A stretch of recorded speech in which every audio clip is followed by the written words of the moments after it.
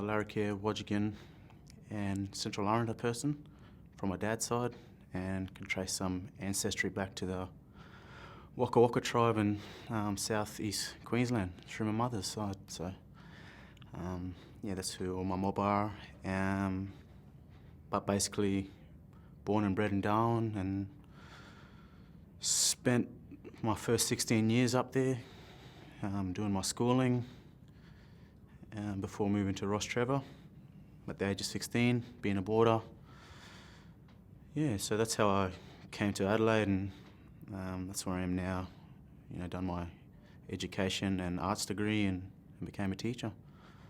Yeah, I look back on my education, and this is coming through primary and secondary school, and I know I wasn't, you know, the best student academically, but yeah, I look back and I see what made school enjoyable for me. And besides sport, I had, you know, really good teachers that were approachable and really wanting to help. So for me, that was probably the thing that really kept me engaged with the school and the curriculum, having teachers there that wanted to help. Yeah, which sort of influenced my decision to become a teacher. You know, if I thought I could emulate their practices, then yeah, I thought I'd make myself a good teacher as well. Well, one of the challenges for me was obviously being so far away from home, not having that family structure that I was used to having. Yeah, being such a close family knit. Another challenge, I suppose, was the weather. You know, it always plays a part when you're from Darwin and you're other part of Australia. But you know, one thing I really did enjoy with going to South Australia, University of South Australia, was the fact that in every course that you do, you have to take up an Indigenous class or course. And you know, sometimes you did find ignorant people in there that you had to, you know, sort of educate.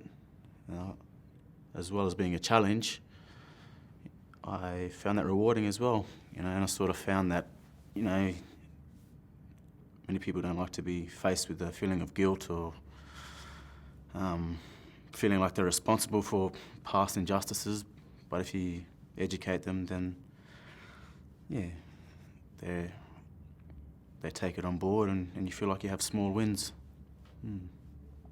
For me, it's been a journey all about learning from different people, and for myself, being able to educate people. You know, one thing I always say to people is, you know, I'm Aboriginal, yeah, but I'm not an expert for all Aboriginal people. No, I'm not even an expert for my own clan or tribe or whatever you want to say. But and I'm willing to help you with what I know and pass on that kind of knowledge, and you know, it's all about learning and working together. So I suppose it's been one of the challenges, just making people know that I'm not an expert. I find it also that teachers there, as soon as they find out that they have Aboriginal students, they're a bit scared and taken back by that. Yeah, the thought of having an Aboriginal student in their class. And I'm not sure why that is. You know, it can be difficult at times, but when you look at our students, I think they just want to be able to relate to the teacher like any other student, be respected, be heard. So, yeah, I think I'd just say it's a really good opportunity to. You know, for me, it was about having good teachers, good role models and growing up and wanting to go to school. And I hope I'm being that person that the teachers were for me. So if I'm making their time at the school a lot easier to be there, you know, they can do the same. I think as Aboriginal people, we've got a lot to offer in the way of learning, education, teaching. You know, traditionally, we've always been hands-on and visual learning kind of people, I suppose you can say. And so, yeah, I just think that we've got a lot to offer, and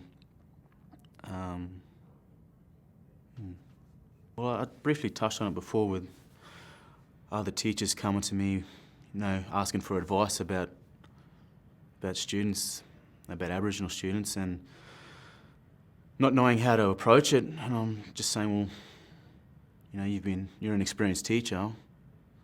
Why can't you just approach it as any other teacher would, and throw different methodologies into the mix, and approach it differently, see what works, what doesn't work, try that way, and then if it's still not working, well then, hey, I think I can give you a few pointers. But sometimes I've just felt like they haven't even tried, and they approach me first, and they're the ones that are not wanting to change. They want the student to be, fit the structures of a normal student. I think just opening their mind to Aboriginal students being different learners, I suppose you can say, and trying to vary their methodologies. All about educating them that way. And we're a school of more than 60 different cultural groups. So it should come natural to them, having all these other different minority groups, and being Aboriginal, that's one of them. Then they should definitely be wanting to change up their teaching pedagogies, the big word that we're all talking about at the moment. For myself and the school that I'm at, we've really looked at wanting to engage parents. In the past, I think Aboriginal parents have seen schools as a place where they're really uncomfortable coming to. Having big gates, you're looking at you, and being scared to come in for parent-teacher interviews, and then one of the things that we've wanted to do is really engage them in terms of getting their thoughts and ideas on things like Reconciliation Week, Closing the Gap Week, these different programs, and I think our school's done a really good job, and the Catholic Education Office in South Australia has also, little things like acknowledgement of country before school assemblies or significant events at school, and having a plaque at the front of your school, so it sort of welcomes and acknowledges Aboriginal people. Aboriginal flag, Torres Strait Islander flags at school. So all those things, they're little things that go a long way to help and engage in community. And well, as part of my role as a teacher at Christian Brothers, CEO, they allocate funding for Aboriginal focus teachers. So that's one of my roles as well at Christian Brothers College, and part of that is getting time out to write personal learning plans for all our Aboriginal students so that they're able to succeed, as well as getting time off to go and see what other schools are doing with their Aboriginal programs.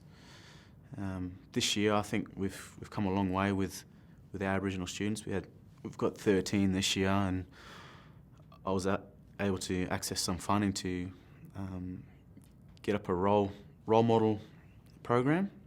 Where I want to sort of focus on not getting the professional sporting people in as role models. We try to engage other Aboriginal people that are in professions, trades, working in governments, so that they're able to see, there are different pathways for them to take, other than being successful at sport.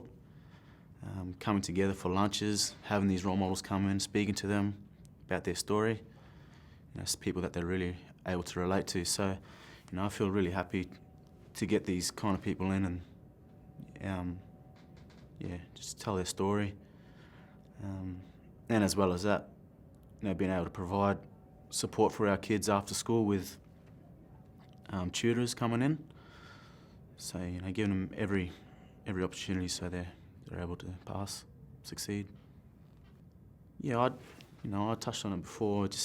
I think we have a lot to offer in terms of being able to share our story, And I think being a minority group as well, we have that sense of being able to relate, being empathetic to people, listening to their stories, understanding their struggles. And I've recently had a few refugee students in my class, and I shared the story with my family the other day. But I was really delighted to hear, like, I overheard two Australian boys, white Australian boys. They were, sort of teasing him, and I let it go a bit, and they were saying, "Oh, why don't you just go back to Afghanistan?" And I let it go, and I seen the Afghani boy. He was thinking overtime, and he's like, "Oh, well, you know what? If you tell me to go back to my own country, well, I think you should go back to your own country as well. Isn't that right, sir?" I said, "Oh, yeah, to an extent. Yeah, well, they're not Aboriginal. I'm not Aboriginal. So, it's not really their country, is it?" I said, "No, you're dead right, mate." So, that's another win I've had in my classroom, and being able to understand and teach them. And I think that really taught, the two white Australian boys, something that they could take away and really understand that, well, hey, this country is for everyone.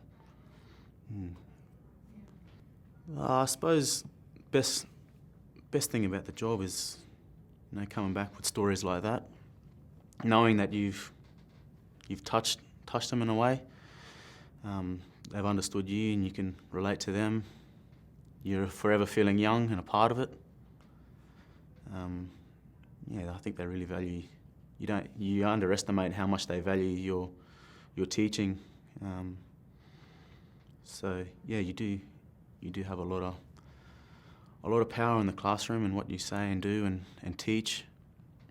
And just knowing that you're an agent for change is a special thing. Definitely is a female-dominated profession, and I keep always getting reminded how valuable commodity I am as an Aboriginal teacher, male teacher. And I've never really looked at myself as a role model. But then when you have Aboriginal students coming up to you and especially our Aboriginal students who come from low socioeconomic backgrounds, come to you crying about, problems that are happening at home, and breaking down in front of you, just sort of brings back that realisation, well, hey, these guys look up to me here. And it comes back to what I said about being able to relate to them and being there as a role model and being able to help them. So, I think that's another important aspect of me being in the profession. Definitely would like to see more Aboriginal educators. For myself, I'm only one teacher in a school full of 1,300 students. And we talk about reconciliation, and it is a really hard fight. I just think we need to be that person in front of people and showing that we're trying to make change, break down these stereotypes. And as much as we haven't caused most of these dramas for ourselves in society, we play a big part in trying to fix that and change people's perspectives. So, being a teacher is just a part of that, because you're part of a school community and you're part of showing that, hey, we are people out in the workforce trying to have a crack. I haven't thought about it too much, but I'm in a position where I'm able to help people, especially Aboriginal people. So that's a big part of why I'm a teacher. Get that satisfaction of helping our mob. So as long as I'm doing that in the future, whether that be as an educator or wherever in the legal side of things, I think that's where I want to be.